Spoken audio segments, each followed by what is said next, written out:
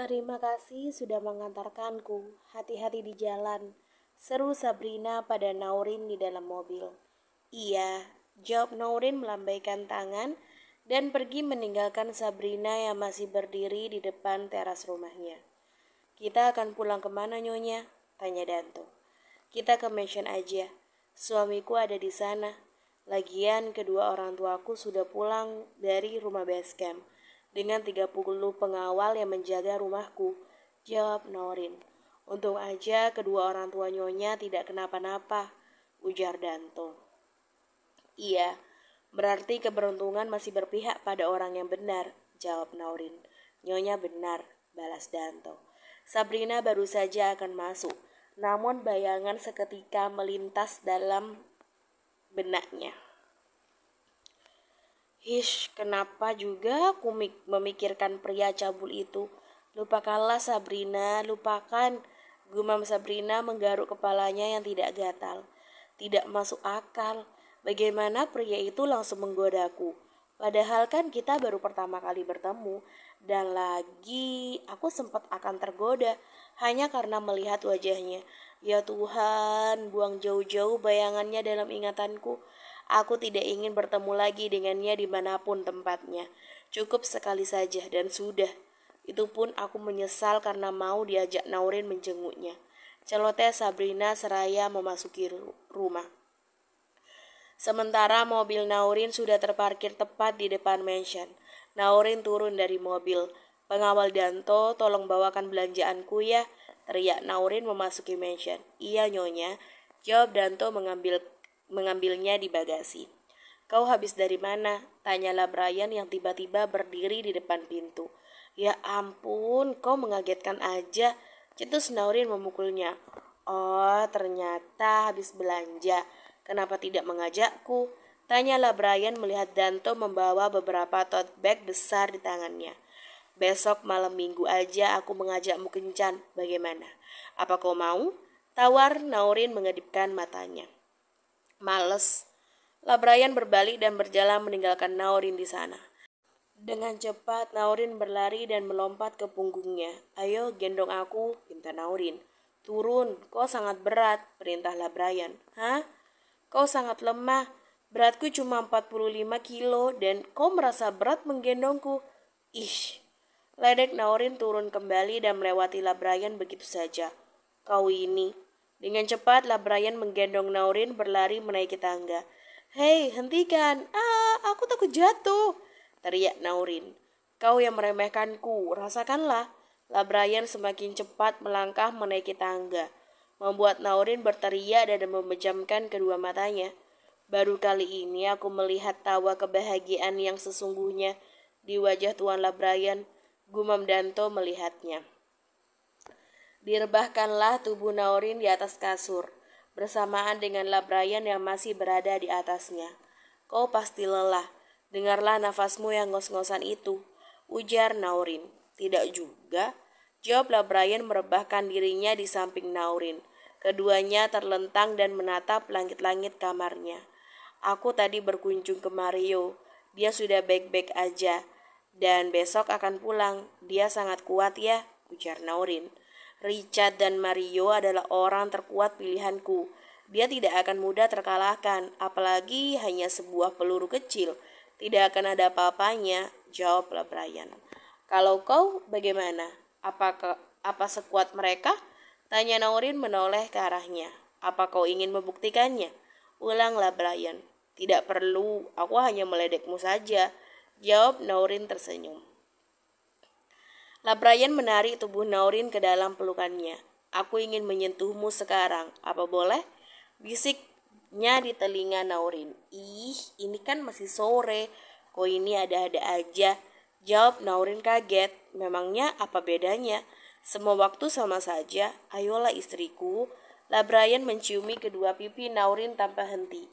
Iya, baiklah, lepaskan dulu, ujar Naurin menghentikannya. Aku ingin melakukannya di ruang kerjamu, pinta Naurin. Baiklah, Brian beranjak dari tidurnya diikuti oleh Naurin. Brian menarik tangan Naurin memasuki lift, mencium setiap sisi wajah mulus Naurin tanpa terlewat dan saling berpangkutan dengan panas. Lift pun terbuka bersamaan dengan pakaian yang membalut keduanya. Tersisalah dalaman yang masih melekat di tubuh mereka. Kau sudah lihai dalam berciuman sekarang, bisiklah Brian. Jangan membuatku malu deh, jawab Naurin. Brian tersenyum seraya membaringkan Naurin di sofa panjang ruangan itu. Mengungkungnya di bawah sana seraya terus menciumi leher jenjang Naurin. Kedua tangan Brian sudah berhasil melepas pengait bra di sana, melemparnya asal ke atas lantai. Brian terus menelusuri setiap jengkal tubuh Naurin dengan bibirnya, mengecup dan menyesapnya dengan lembut.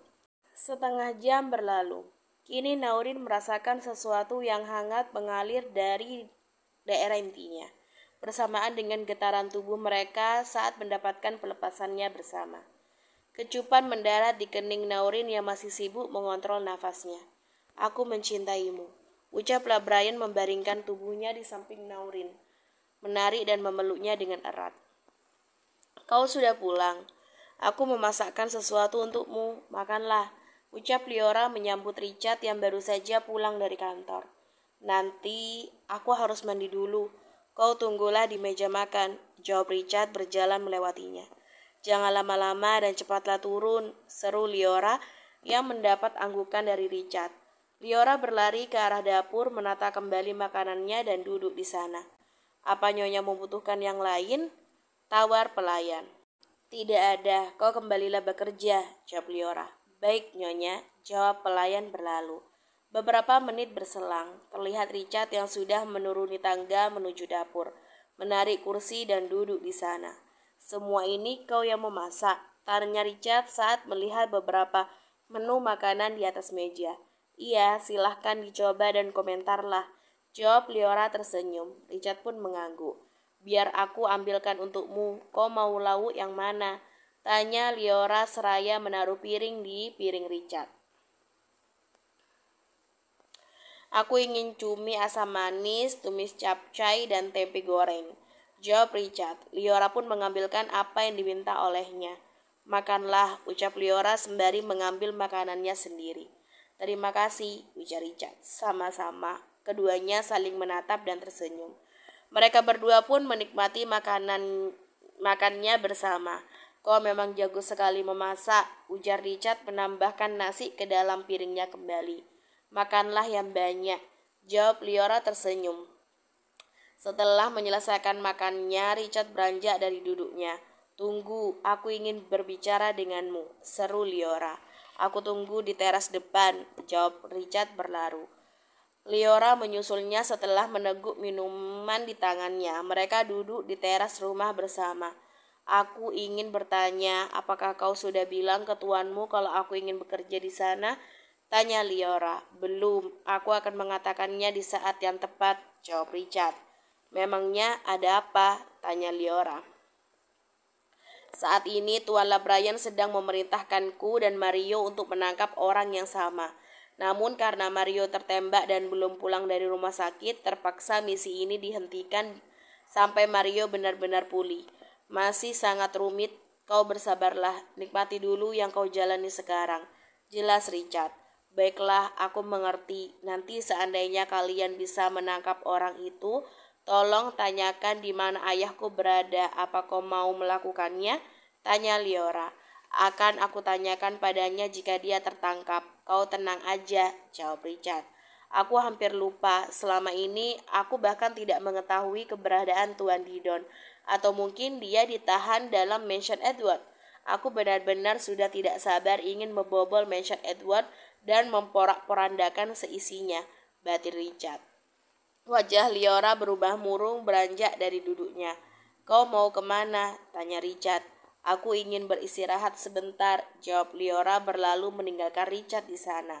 Tunggu sebentar, apa kau sudah membelikan jam tangan yang aku minta? Tanya Richard.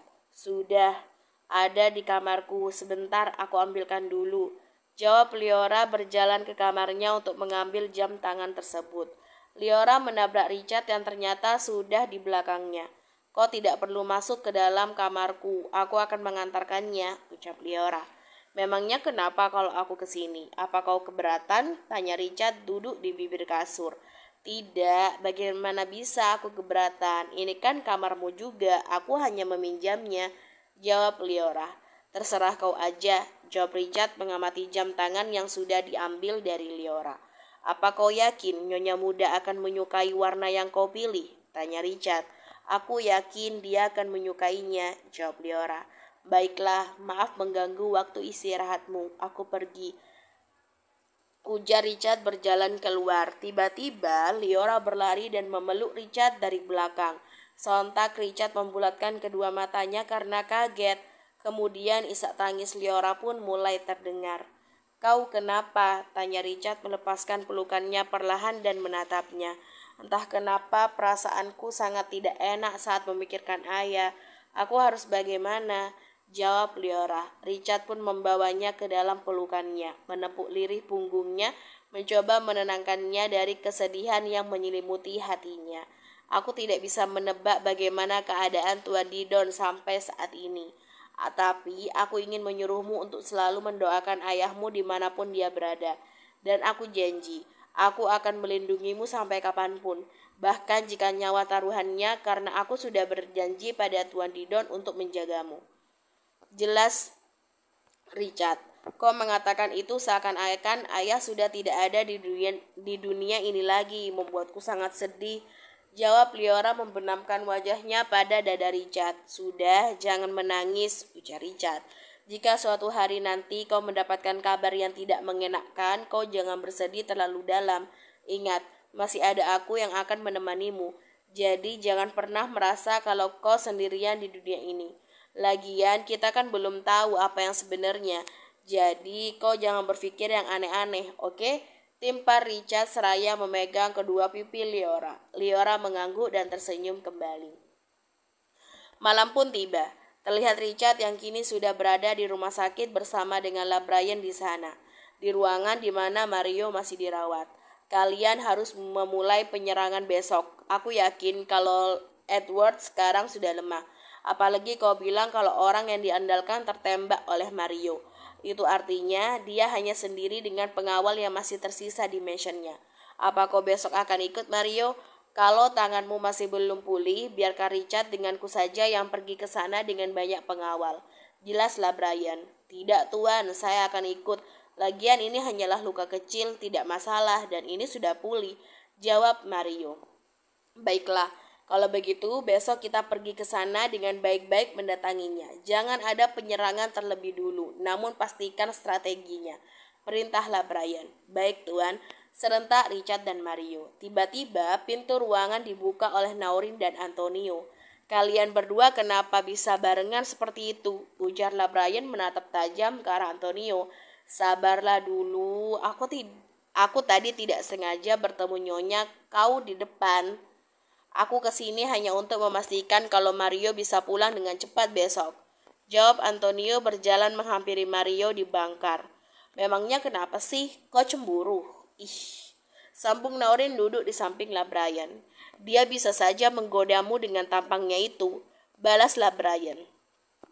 Meskipun Dokter Antonio tampan, aku tidak akan tergoda dengannya. Kau tenang aja, aku lebih tergoda denganmu. Jawab Naurin mengedipkan matanya. Benarkah? Awas saja ya, sampai macam-macam. Kau harus tetap jadi gadis mungilku, ujarlah Brian mencubit kedua pipi Naurin di depannya. Siap tuan, jawab Naurin dengan posisi yang sama. Ketiga pria jomblo di sana seketika mengerutkan dahinya. Seakan tidak percaya dengan tuannya yang bersikap seperti anak kucing di depan istrinya. Itu sungguh bukan kau, benar-benar menggelikan, ujar Antonio berlalu dari ruangan. Urus saja urusanmu, teriaklah Brian. Richard dan Mario berusaha menahan tawa yang ingin meledak begitu saja dari mulutnya. Sepertinya perutku sakit tuan, aku ke toilet sebentar, ujar Richard berlari keluar. Haha. Tawa Mario mengagetkan keduanya. Kau kenapa tertawa? Bentaklah Brian. Ini tuan, lucu sekali filmnya. Hahaha. Mario seakan mengeluarkan semua tawa yang tertahan tadi. Sementara Naurin dan Brian hanya menggelengkan kepalanya melihat tingkah aneh dari mereka. Di kediaman mansion Tuan Edward, terlihatlah para pengawal yang membawa tubuh Gary ke dalam mobil dan pergi dari mansion dengan beberapa pengawal lainnya.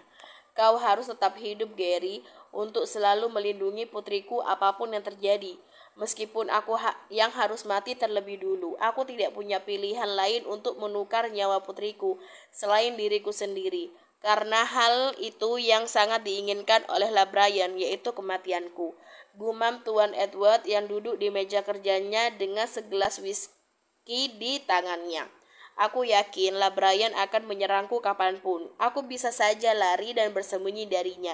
Tapi apalah artinya aku hidup tanpa putriku satu-satunya? Lebih baik aku yang mengalah. Timpal Tuan Edward diiringi tawanya yang menakutkan. Sementara mobil yang membawa Gary berhenti di sebuah gedung terpencil yang jauh dari mansion milik Edward. Dikelilingi hutan belantara dengan banyak pohon yang sangat tinggi dan tidak menampakkan rumah lain di sana selain gedung itu. Ayo cepat bawa Tuan Gary masuk, sudah ditunggu Dr. Harvey di sana. Perintah pengawal yang menjaga gedung itu. Bergegas semua pengawal di sana membawa tubuh Gary masuk ke dalam, membaringkannya di atas bangkar yang berada di ruangan luas bernuansa serba putih. Kalian semua keluar, perintah Dr. Harvey. Baik dokter, jawab pengawal berlalu meninggalkan ruangan itu. Tuan Edward, apa kau benar-benar sudah menyerah? Gumam Harvey menatap Gary yang masih memejamkan kedua matanya.